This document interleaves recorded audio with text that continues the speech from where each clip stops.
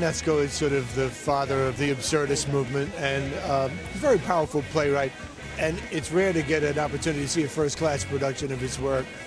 So I'm thrilled to have Geoffrey Rush and Susan Sarandon taking a swing at it. The last Ionesco play I saw was years ago, and it was great.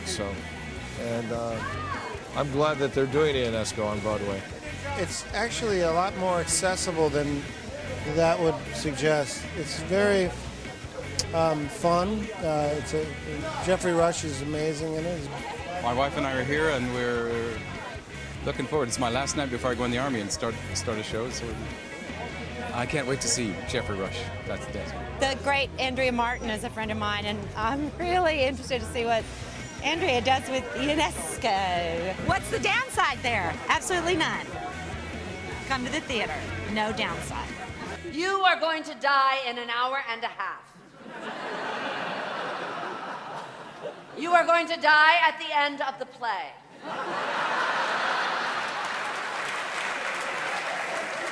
Oh, what's that supposed to mean? That's not funny.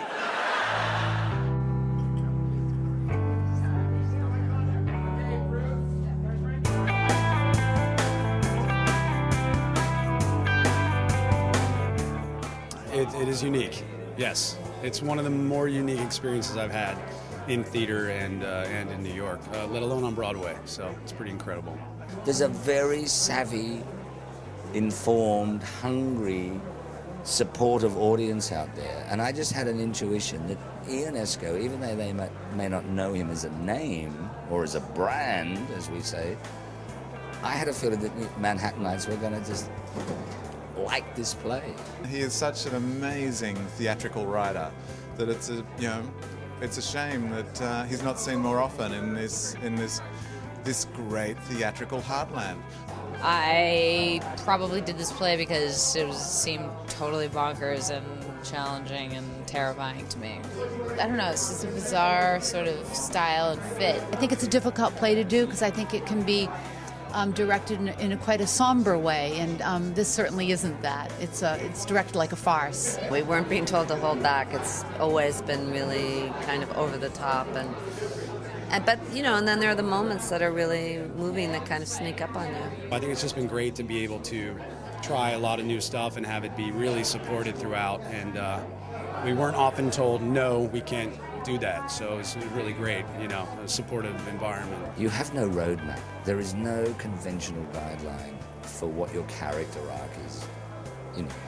How do you map out the characters? And you're in a big kid's picture book about dying. And when you turn the page, the whole scenario shifts. What's really great about the way Neil staged it was that from the very beginning, you're allowed to laugh, with the entrances of all the characters. It gets that over with right away, and you kind of are told that you're allowed to, that it's going to be funny and it's not some intellectual, absurdist, whatever, I had no expectations of getting laughs or crying or anything. You just don't know. It's theater of the absurd. So I think it's a testament to the translation and Neil Armfield's direction that audiences are with it from the very beginning, really. They laugh and they laugh and they laugh. And then there comes a moment when it like goes, oh. And you can tell. It's just like, they've been blindsided. Geoffrey Rush, I think, has the people think that he's like this fancy highbrow guy, but he's really just like a really funny clown. And of course, Geoffrey, always uses Daffy Duck as a sort of as a kind of a sourcing point for his comedy. And there is a lot of the everyman in Daffy Duck.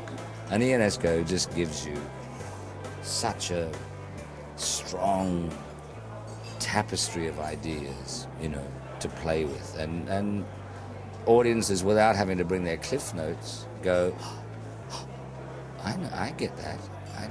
You don't need to be an intellectual to see this play. It's actually probably good if you're not. I can feel that happening in audiences because they think, Ian who? So that's been great. It's a very theatrical piece, our makeup's theatrical, everything's very theatrical, so I think people who who love theater and love to laugh and love to talk about things afterwards really respond to it.